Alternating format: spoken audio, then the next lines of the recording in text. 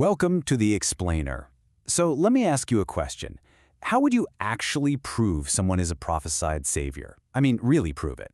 Well, today we're digging into a fascinating text that tries to do exactly that. It lays out this incredibly specific, super demanding test for a figure known as the Eastern Sage. And really, it's a framework designed to expose any and all fakes. Okay, so here's how we're going to break this down. It's basically a four-part journey. First, we'll look at the big picture, the overall framework of the test. Then, we're going to dive deep into the really specific prophetic stuff. After that, we'll see what the author demands when it comes to the sage's ideas and, what they've actually done. And finally, we'll get to the author's pretty bold conclusion. So first up, what does this test even look like? Right? It's not just some simple checklist or a single question. No way. The author has built this really complex, multi-layered gauntlet.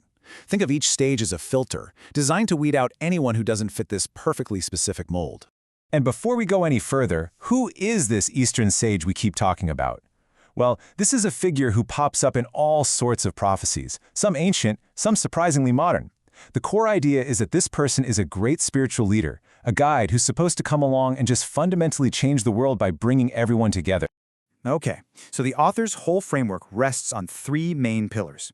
You've got prophecy, you've got theory, and you've got practice. And get this, a candidate can't just be good at one of these. Nope, they have to master all three. So let's start with what is, you could argue, the most detailed and maybe the most impossible hurdle of them all, the test of prophecy. All right, this is where it gets really specific. The source lays out these totally non-negotiable criteria, and it does this by pulling from 5 different pretty well-known prophecies to create this incredibly precise profile of who the sage must be. So, the very first hurdle, it actually comes from a surprisingly modern source. It's attributed to a Russian individual known as the Mars Boy. And right away, it sets a very clear, very specific geographical starting point.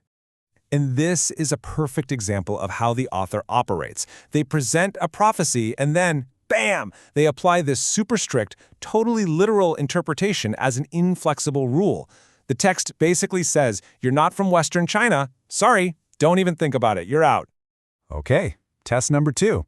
This one requires a very specific origin story. It's drawn from a classic Chinese text called the Shaobing Song.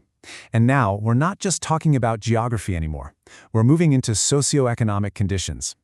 So the point here is pretty clear, right? If you had a comfortable upbringing, you're immediately disqualified.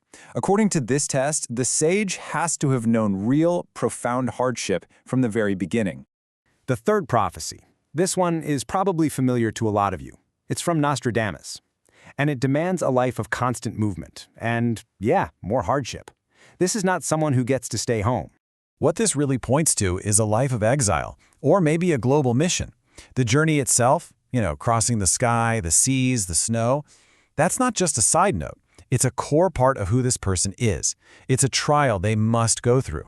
Now this next one is interesting.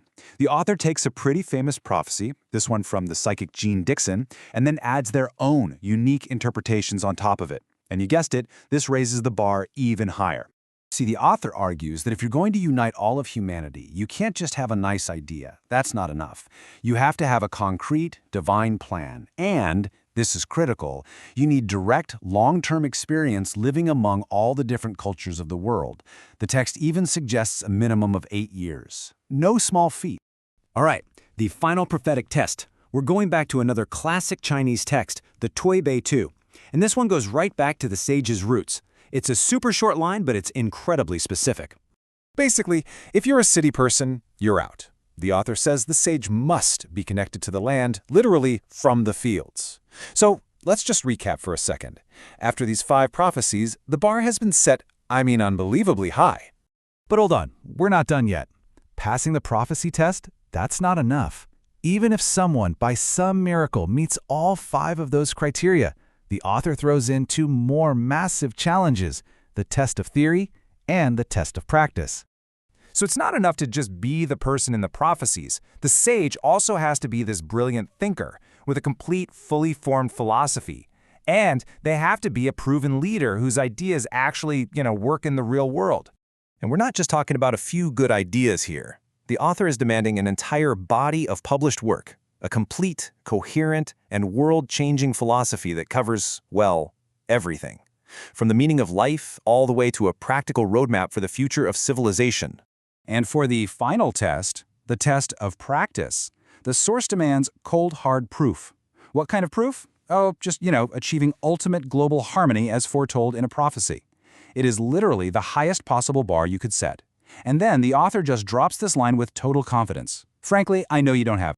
So, after building this completely airtight, seemingly impossible case against anyone else who might claim the title, the author drops their final challenge. It's a rhetorical question that pretty much serves as a mic drop for the entire piece. And this final line, it's everything.